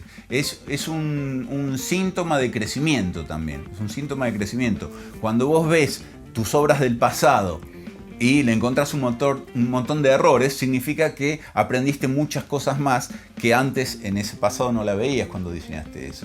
Entonces también es un síntoma de crecimiento. Bueno, Ángelo Gutiérrez Lizarbe pregunta, ¿qué le espera en el futuro a los nuevos arquitectos? No sé. No sé, vamos a ver cómo el COVID-19 nos deja al mundo y que esto no se vuelva a suceder. No, la verdad estamos en un momento en el que no podemos adivinar lo que viene en el futuro. No tenemos elementos para hacerlo. No sé. José Carlos Moore dice, querría reformular una pregunta que he hecho antes. ¿Cómo piensa que va a evolucionar el uso del software en un medio plazo de 5 a 10 años? ¿Se utilizará menos AutoCAD en detrimento de programas como Revit? ¿Caerán en desuso en el ámbito de la arquitectura programas como 3D Studio? ¿Se impondrán programas de renderizado más amigables porque, por ejemplo, de tipo Enscape frente a V-Ray? ¿Por dónde cree que va a ir la cosa? Sí, seguramente que sí, es decir, estamos en un cambio de paradigma, ¿no? Entonces, de la misma manera, digo, que pasamos del tablero al CAD, ahora vamos a pasar del CAD al BIM. Pero no es que estamos cambiando de software en este caso, porque en el otro caso sí estábamos cambiando de software. Cuando pasamos de un tablero a un CAD, cambiaba la interfaz nada más. Pero ahora lo que cambia es el pensamiento completo. Entonces este es un cambio que, como decíamos hace un rato, va a llevar mucho más tiempo. Si el otro llevó 10 años y este llevará 30 años. Pero indudablemente el AutoCAD o el modo de trabajar en AutoCAD va a mutar a BIM. Entonces o AutoCAD cambia o AutoCAD se va a ir quedando afuera. Yo creo que AutoCAD va a cambiar de la misma manera, por ejemplo, que V-Ray ahora también está mutando de alguna manera. Ya hace renders en tiempo real, cosa que antes no hacía. Entonces le empieza a salir a competir a todos los otros software que vienen aprovechando las placas RTX y bueno, las placas de video en general, para usar como procesador de sus renders. Así que yo creo que sí, que los renders van a tender a ser cada vez más en tiempo real y no me extrañaría que de acá a un tiempo nos asombremos de lo que se puede hacer en tiempo real, nos falta mucho. Y que esto va a llevar un tiempo, pero que sí, vamos a ir mutando todos hacia el BIM y el CAD. Tal vez yo no lo vea, ¿no? Digo, tal vez cuando eso suceda yo tenga 80 años y ya esté sordo, ciego y no entienda lo que está pasando. Pero ustedes en una de esas sí lo llegan a vivir. Yo creo que sí. ¿Cómo se llamaba? José. Bueno, profe, ahora ya vamos terminando, pasamos a los de YouTube. Acá pregunta Luis de Gracia Escobedo: ¿qué consejos recomendaría a jóvenes arquitectos que se están involucrando como renderistas? El mismo consejo que le doy a todo el mundo, es decir, no se estanquen en donde están, sigan creciendo, sigan aprendiendo. Aprender es una manera importante de crecer. No se queden con lo que ya saben, porque en algún momento eso ya va a dejar de ser negocio y si no te subiste al tren del aprendizaje, te va a resultar difícil en ese momento, porque el tren va a ir a muy alta velocidad. Bueno, Paul Cobey te pregunta: ¿usted para diseñar primero hace sketch a mano o utiliza SketchUp para buscar volúmenes? ¿Cómo es su proceso de diseño? Y no, mi proceso de diseño no es ninguno de esos dos, porque yo el proyecto lo imagino en la cabeza, lo tengo en 3 dimensiones en la cabeza y después lo descargo de mi cabeza y lo traduzco al sistema del SketchUp, por ejemplo, lo construyo en 3 dimensiones. Yo no me pongo en SketchUp a buscar volúmenes. Yo los volúmenes los tengo acá. Entonces, los volúmenes más todo en realidad, ¿no? Porque es el proyecto entero el cual se puede después decodificar en plantas, cortes, vistas. Eso se resuelve en la cabeza y se traduce, digamos, al lenguaje de la computadora. Lo que sí pasa es que en esta traducción de ideas del cerebro, digamos, a la computadora, hay algunos cambios que se van sucediendo por cuestiones del software y demás. Entonces de repente estás haciendo algo y el software te propone otra cosa sin que vos te des cuenta y vos inmediatamente con eso que ves ahí reaccionás y generás un cambio en tu cabeza y eso entonces empieza a ser un ida y vuelta. Pero en ningún momento jamás se me ocurriría sentarme en el SketchUp a buscar formas. ¿Me explico? Bueno, Rebeca Cabana te pregunta: si se usa Revit, ¿es necesario que aprenda a usar AutoCAD? No, o sea, si sabes usar Revit, no es necesario que aprendas a usar AutoCAD. La pregunta es, ¿sabés usar Revit?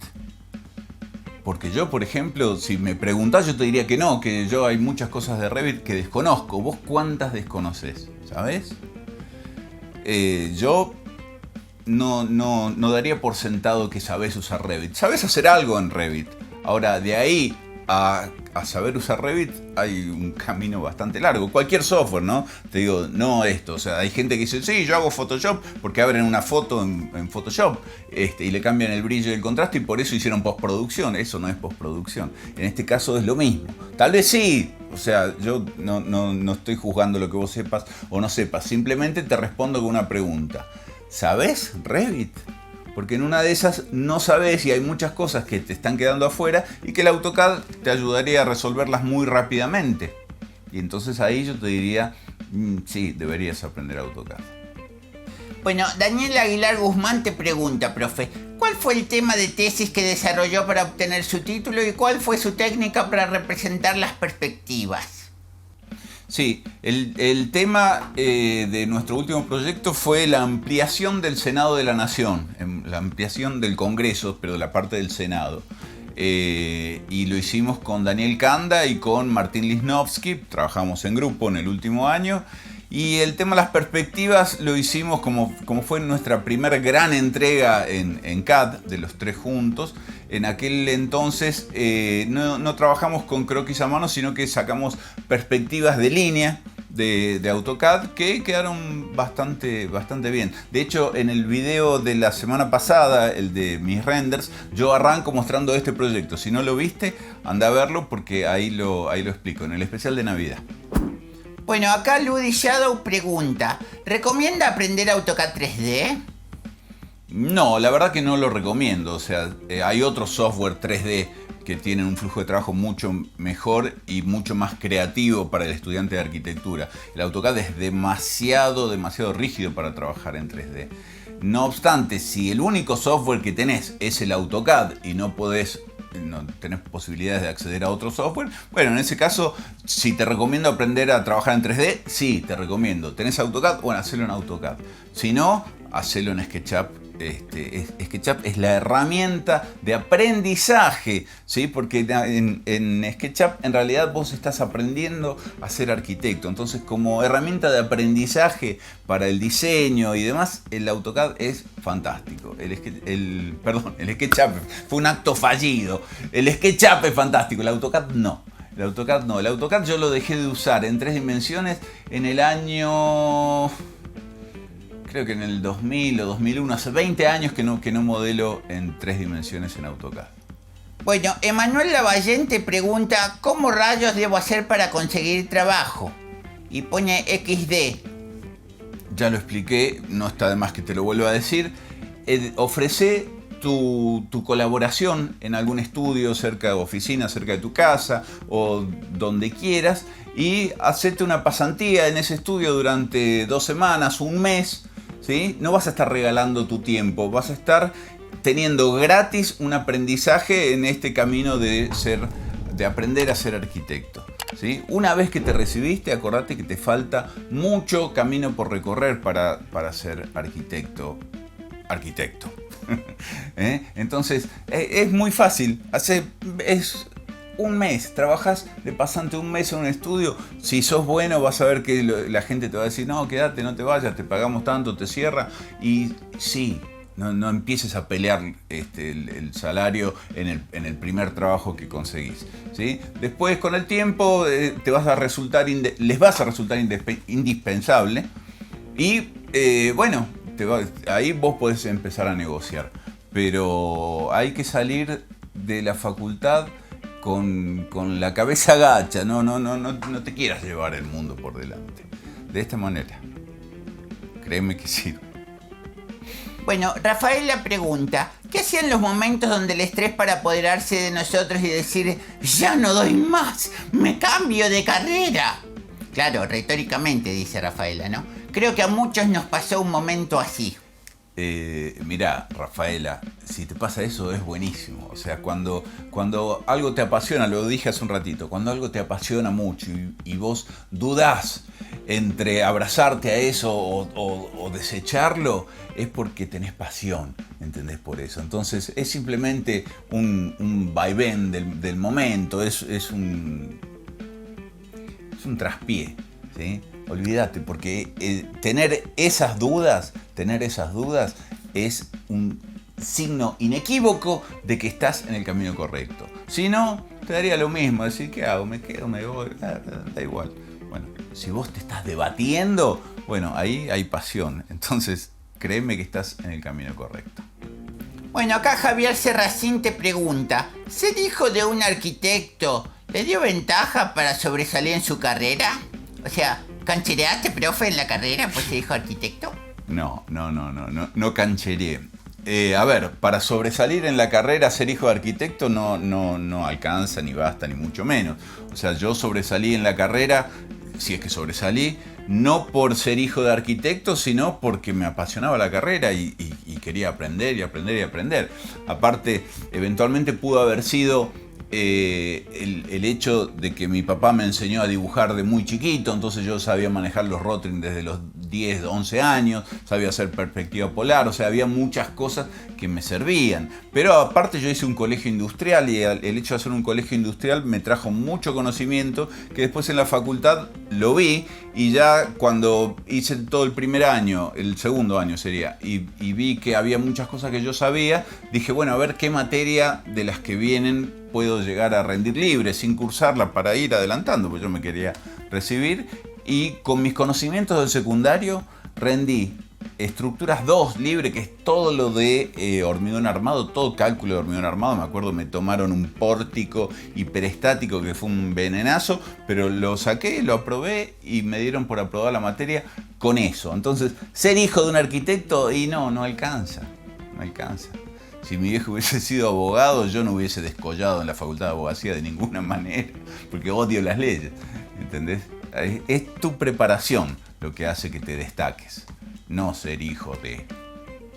Bueno, Franco Baroño te pregunta, ¿cuándo se van a integrar las facultades de ingeniería con las de arquitectura? Yo creo que nunca, porque ya estuvieron juntas en algún momento y poco a poco se fueron diversificando a punto tal que eran dos entidades separadas, y de hecho se separaron. En los inicios vos eras ingeniero arquitecto, por ejemplo. Hay muchos, si mirás en los muros de los edificios viejos, dice ingeniero arquitecto. Yo creo que nunca, y está muy bien que así sea, porque hay cosas muy dispares entre una y otra, y cada uno tiene que atender a lo suyo. Bueno, Cristian Monsalves dice, soy dibujante técnico en arquitectura y construcción civil y sueño con ser arquitecto algún día. ¿Qué me recomienda para prepararme antes de entrar a esta carrera que mucha gente dice que es difícil? Sí, Cristian, yo te recomiendo que vayas y entres a la Facultad de Arquitectura con total humildad. Eso, punto número 1. Es muy común que aquellos que vienen con una base, ya sea como en el caso tuyo, que sos dibujante o delineante, o los que vienen de escuelas técnicas, ya es como que entran a la facultad de otra manera, y la facultad se encarga, digamos, de bajarles el copete, como decimos. Yo te diría que para vos no va a resultar tan difícil, en tanto y en cuanto vos entres con esta actitud de a ver qué más puedo aprender de lo que ya sé. Te vas a encontrar un montón de cosas para aprender. En ningún momento digas esto yo ya lo sé, o sobres, ¿entendés? El contenido de la materia. Te recomendaría eso, no es tan difícil. Y si hiciste la carrera de dibujante, una de las cosas que más les cuesta a los chicos es la parte del lenguaje gráfico, de trasladar un proyecto, digamos, a plantas, cortes, vistas y eso. Así que vos tenés una gran parte ya ganada. Pero haz eso, humildad, entrá, a ver qué onda, facultad, así. Bueno, César Guzmán dice, si me volveré ingeniero civil, ¿puedo adquirir conocimiento arquitectónico y usos de software para el mismo por internet de manera gratuita, como sus videos, libros, etcétera? Y sí, o sea, obviamente que podés adquirir conocimiento. El punto es saber cuál conocimiento adquirir, porque no todo lo que se vende como arquitectura es arquitectura, como sabrás que no todo lo que se vende como ingeniería es ingeniería. Entonces el punto está en vos, en poder discernir. Esa es la parte peligrosa de ser autodidacta. Pero poder, claro que podés. Claro que podés. ¿sí? Bueno, Fabián Chacón pregunta, si fueras recién egresado de la facultad y además tenés ya trabajo como dibujante, ¿qué empezarías a hacer o cuál sería tu meta? Fabián, veo que tenés trabajo como dibujante. ¿Cuál sería tu meta? Y tu meta sería seguir trabajando y seguir aprendiendo. O sea, ya tenés un muy buen lugar. Pensá que hay mucha gente que ha salido de la facultad y no tiene trabajo como vos. Entonces, si vos ya estás pensando en decir, no, yo quiero construir una casa, falta para eso, falta. Preocupate por aprender día a día, preocupate por llenarte de conocimiento, nutrirte de todo lo que puedas, porque estás estudiando arquitectura, todavía estás estudiando arquitectura, lo digo siempre. Uno sale de la facultad y aprende a ser arquitecto en la calle. La facultad te prepara para poder recibir ese conocimiento. Profe, Andrés MC dice, ¿cómo encararías las materias optativas si fueras estudiante, teniendo en cuenta que debes cumplir 360 horas y que 60 horas una materia cuatrimestral y 120 una anual?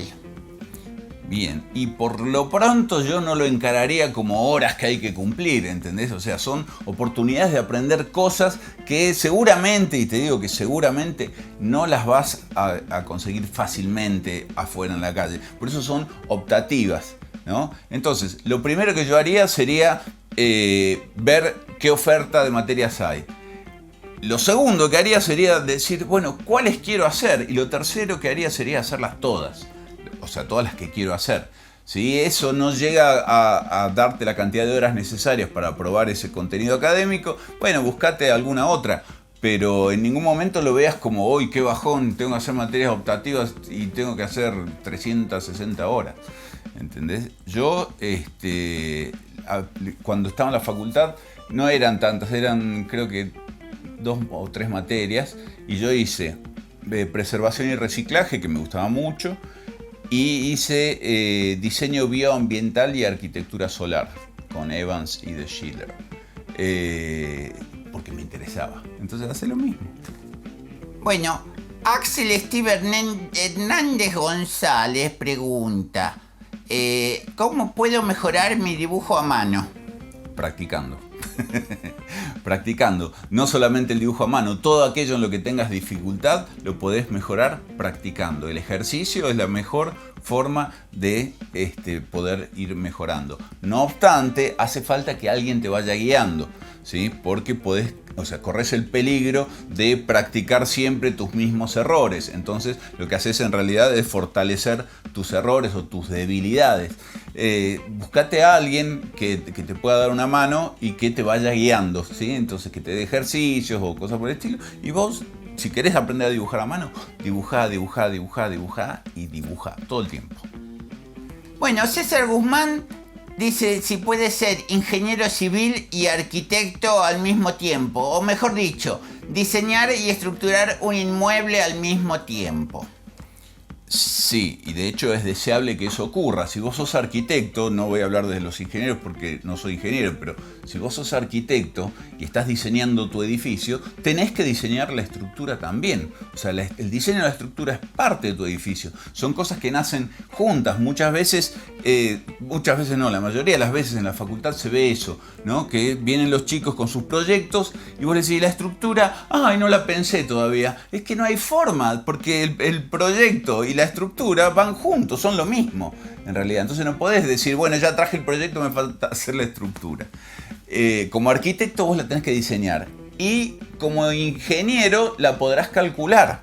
¿Sí? Hay muchos arquitectos que calculan sus estructuras. Yo de hecho he calculado muchas de las estructuras que he proyectado y hay muchos arquitectos que no, que las derivan para que se las calcule otra persona. Que eso en todo caso sería lo deseable, es decir, que como arquitecto no te metas en un mundo de fórmulas y de integrales y derivadas y qué sé yo qué otra cosa para calcular a la rotura tu estructura.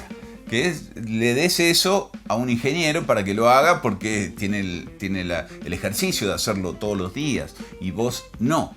Entonces, zapatero a tus zapatos, pero el diseño de la estructura sí tiene que ser tuyo. Vos tenés que tener los conocimientos de arquitecto e ingeniero, digamos, o tenés que tener los conocimientos estructurales para poder hacerlo. ¿Sí? Bueno, acá Willy Harry Arenas Montúfar te pide si podés enseñar AutoCAD desde cero para principiantes. Sí, sí. De hecho, ahora en enero voy a sacar el video de AutoCAD desde cero. No sé cómo llamarlo todavía, se los dije hace un rato. Pero sí, o sea, para todos aquellos que empiezan ahora la facultad o que la empiecen en julio o agosto y quieran ir viendo cómo es el AutoCAD, va a haber un video sobre esto. Bueno, Esteban Sierra dice, es un poco personal y claramente usted, profe, tiene la libertad de responder la pregunta o no, pero ¿de qué manera su profesión, dedicación y pasión influyen en estas épocas, sobre todo con su familia? Ya veo por dónde viene el asunto. En una de esas, tu familia te está reclamando porque vos te apasionás mucho con la carrera y te dedicas a eso y nada más que eso. Bueno, en mi caso, por ejemplo, mi familia también es mi pasión, entonces yo tengo un equilibrio entre ambas cosas. Diría que vos también te fijes si en tu situación está pasando eso, porque si no sería un problema, verdaderamente, ¿no? Deja un poquito la arquitectura de lado y dale un poco de importancia, de valor a tu familia, que al fin y al cabo es la que te va a acompañar toda la vida. El trabajo una de esas no. Una vez que te jubilás, ya te jubilás. Bueno, profe, ya terminamos YouTube y pasamos al Instagram. Escucha, Pablo Matos Guerra te pregunta, ¿cuál es el libro de arquitectura que más le abrió la mente? Sí, ya lo recomendé hace un ratito, el libro de Euritmia Arquitectónica de Ángel T. Lo Celso. Tito te pregunta, ¿por qué no AutoCAD Architecture? ¿Qué le ves de malo para que no sea un top 5? No, Tito, yo no le veo absolutamente nada de malo. Simplemente que yo enseño AutoCAD porque, por ejemplo, en todas las universidades que he ido, el software que tenían a disposición en la universidad era el AutoCAD. Y creo que a muchos les ha pasado eso. Entonces es muy difícil a veces revertir o conseguir, digamos, que la facultad no use esas licencias y compre licencias de AutoCAD Architecture, que son más caras además. Y por otro lado, por una cuestión de suerte que ha tenido el software. O sea, el AutoCAD ha tenido suerte porque se ha masificado. El AutoCAD Architecture no se ha masificado. Entonces, yo tampoco voy a generar una epopeya para que el AutoCAD Architecture sea el software de los arquitectos. Es un software que no tuvo suerte. Originalmente el AutoCAD Architecture viene del Architectural Desktop, que fue un intento de Autodesk de hacer BIM dentro del AutoCAD, hasta que después adquirieron Revit y entonces ahí ya el AutoCAD pasó a ser AutoCAD Architecture, el Architectural Desktop. Pero tranquilamente puede ser un top 5, tranquilamente. Bueno, Mauricio Alvarino Martínez te pregunta, ¿para usted aún es el Enscape el software de rendering favorito? Sí, no es que sea para mí el software de rendering favorito. Para vos que estás estudiando arquitectura debería ser el software de rendering favorito. Porque llega a muy buenos resultados muy rápido, no requiere una gran computadora ni una gran placa gráfica, entonces es el equilibrio perfecto de lo que necesitas vos como estudiante de arquitectura. Desde ese punto de vista, para mí el Enscape es mi software favorito para enseñarles a hacer render a mis estudiantes, ¿entendés? Porque no necesitas más allá de lo que te da el Enscape en calidad dentro de una facultad de arquitectura. Por eso sigue siendo mi software favorito desde ese punto de vista. Bueno, profe, esta es la última pregunta que nos queda y dice, es Johnny Fernando. Dice, ¿alguna vez pensó en salir a las universidades a dar una especie de charla o algo así? Sí, lógicamente que sí, de hecho lo he hecho, ¿sí? A lo largo de toda esta pandemia he estado dictando charlas en Perú, en Chile, en Colombia, en Guatemala, en un sinfín de universidades y lógicamente que a mí me gustaría llevar estas charlas y poder verte cara a cara a vos, por ejemplo, y ver cómo reacciona tu cara cuando yo te enseño algo, te muestro algo, te hago una pregunta y demás. Obviamente, las charlas son un enriquecimiento mutuo para vos, pero también para mí, entonces es muy importante que eso suceda. Así que bueno, esa fue la última. Esa fue la última, profe. Bueno, genial. Che, hoy no vamos a tener sorteo porque es un video especial de fin de año, así que vamos a dejar el sorteo del video de los renders, de mis renders, el de la semana pasada, para el primer video de enero. Ahí vamos a hacer el sorteo ese, el de los materiales PBR, que ya estaba para hacerlo, creo, y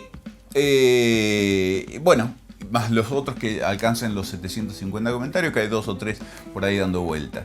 Pero sí va a haber sorteo de este video, es decir, este video también va a concursar por un sorteo para el cual te voy a dar el emoji ya mismo, porque ya terminamos. Esto se ha hecho muy largo, pero no importa, o sea, a mí me dio mucho, pero muchísimo gusto poder responder tus preguntas. De hecho, creo que respondimos todas las preguntas, ¿no? Sí, yo filtré algunas, claro, porque preguntan lo mismo. Bueno, sí, es decir, había muchas preguntas que se repetían o que eran demasiado específicas como para una pregunta así general, y entonces esas las evitamos. Pero cubrimos más o menos todo el... Sí, todas. ¿Cuántas fueron? Y más de 80, profe. Bueno. Así que, nada, en el primer video de enero vamos a hacer todos los sorteos, inclusive el sorteo de esta.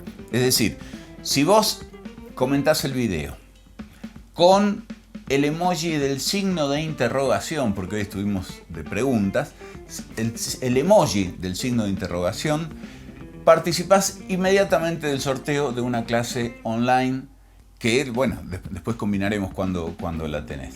Así que, signo de interrogación y ya estás participando del video. Y bueno, y se termina el año. Un año que fue terrible, uno de esos años para olvidar. Yo nunca me voy a olvidar de este año, de todas maneras, creo que nadie se lo va a olvidar, pero este año fue el año en que te conocí, o en el que vos me conociste a mí. Entonces es un año de esos años inolvidables, pese a la pandemia y a todo lo que pasamos y a tantas vidas que se han perdido. Entonces, bueno, tratemos de mirar el lado positivo, pero pidamos que el 2021 sea mejor, que sea mucho mejor, que se acabe esta pandemia, que no haya más pandemias que nos obliguen a quedarnos recluidos en nuestras casas. Y vos desde tu lugar tenés mucho para hacer al respecto, porque si vos te quedás en tu casa y no andás saliendo, más allá de que te he permitido salir, tomás conciencia de que estamos todavía en medio de una pandemia y te quedás en tu casa, eso ayuda y ayuda mucho. Quiero agradecer muy profundamente a todos los que hacen posible este video, a todos los que hacen posible inclusive el grupo de Facebook. En el grupo de Facebook lo están moderando Luis Castro y Jonathan Camargo, y gracias a ellos dos el grupo de Facebook va adelante, porque si no yo no podría dar abasto moderando ese grupo. Quiero agradecer muchísimo a los Patreon, que me ayudan mucho económicamente. Sinceramente es una gran ayuda, y aparte me divierte mucho porque, bueno, todos los lunes me junto con ellos y conversamos y les preparo material y bueno, y ahí vamos. Así que un gran agradecimiento a los Patreon. A Francisco Mercado, que te lo nombré hace un rato, que es el que hace todas las caricaturas mías que después yo pongo en las miniaturas. A mi mujer, a mis hijos, a Dios por darme salud y la fuerza para poder llevar esto adelante, y a vos que estás del otro lado, porque si vos no estuvieras del otro lado, yo de este lado no tendría nada que hacer. Así que les deseo el mejor de los años nuevos que se puedan llegar a tener, que el año nuevo sea realmente una esperanza y que sea de gran felicidad y salud, sobre todo salud para todos ustedes. Gracias, Wilson, por haber moderado esta entrevista, una especie de entrevista. Sí, gracias a vos, profe. Yo te quiero mucho. Yo también te quiero mucho. Y nada más, nos vemos el año que viene, si Dios quiere. Acordate de comentar el video, ¿sí? Yo te dejo el botón de suscripción de este lado, como siempre, para que te suscribas si no te suscribiste, y un par de videos de este lado para seguir aprendiendo. Siempre hay lugar para aprender. ¡Feliz Año Nuevo!